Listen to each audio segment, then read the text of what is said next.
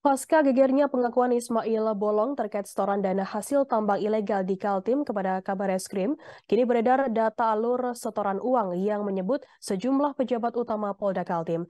Dalam data yang beredar tersebut, sejumlah petinggi di Polda Kaltim hingga sejumlah pejabat di jajaran Polres daerah mendapat setoran uang dari Ismail Bolong. Menanggapi hal itu, Kabid Humas Polda Kaltim, Kombes Pol Yusuf Sutejo membantah adanya data yang beredar tersebut. Yusuf mengatakan pihak Propam Polda Kaltim tidak pernah mengeluarkan data itu. Diketahui data yang mencantumkan beberapa nama petinggi di Polda Kaltim. Satu di antaranya ada nama Dirkrimsus Polda Kaltim, Kombes Pol Indra Lutrianto Amstono. Tanya sejumlah pejabat di Polda Kaltim saja, dalam data tersebut juga disebutkan sejumlah pejabat di Polresta Samarinda juga menerima setoran dana dari Ismail Bolong. Namun hal tersebut langsung dibantah oleh Kapolresta Samarinda Kombes Pol Ari Fadli. Kombes Ari mengaku tak tahu menahu soal alur setoran dana yang beredar tersebut. Sebelumnya nama Ismail Bolong menjadi perbincangan publik pasca video pernyataannya soal bisnis tambang ilegal di Kalimantan Timur beredar luas pada Minggu 6 November.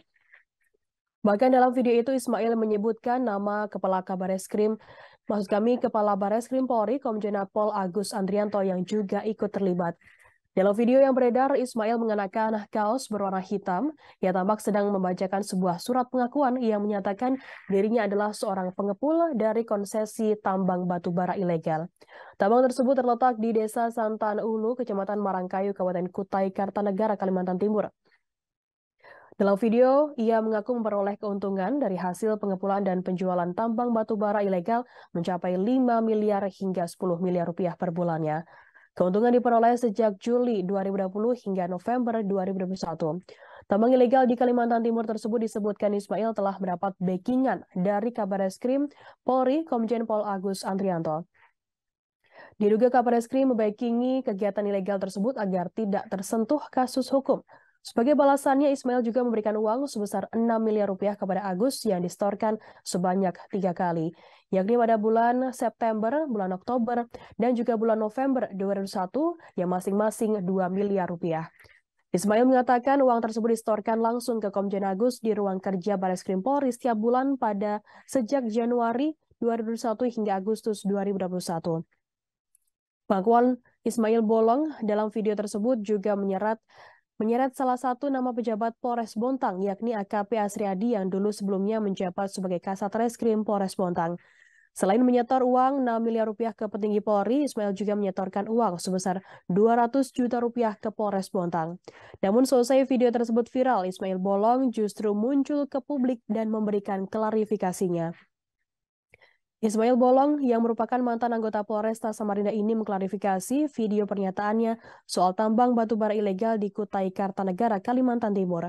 Atas beredarnya video tersebut, Ismail Bolong mengklarifikasi bahwa penyerahan uang kepada Kabareskrim Komjen Agus Andrianto tidaklah benar. Ismail mengatakan tidak pernah berkomunikasi dengan Kabareskrim apalagi sampai menyerahkan uang. Ismail mengatakan video tersebut dibuat dalam kondisinya yang dalam intimidasi atau tekanan pada Februari 2022 lalu, maksud kami.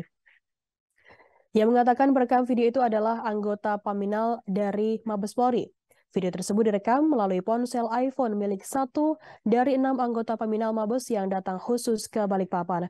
Sebelum direkam, Ismail Bolong diperiksa di ruang Propam Polda Kaltim di Balikpapan.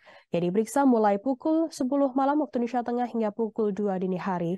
Karena tak bisa berbicara dalam tekanan, akhirnya ia terus diintimidasi dan dibawa ke hotel lantai 16.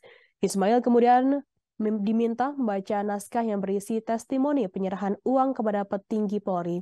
Ia bahkan diancam oleh Brigjen Hendra Kurniawan lewat telepon akan dibawa ke Propam Polri apabila enggan membaca tulisan tersebut. Akhirnya konsep itu dia bacakan dan direkam menggunakan ponsel yang menyebut karena tekanan dan ancaman dari Brigjen Hendra Kurniawan yang saat itu menjabat sebagai Karopaminal Propam Mabes Polri. Ismail Bolong kemudian mengajukan pensiun dini pada bulan April 2022 namun baru disetujui di 1 Juli 2022.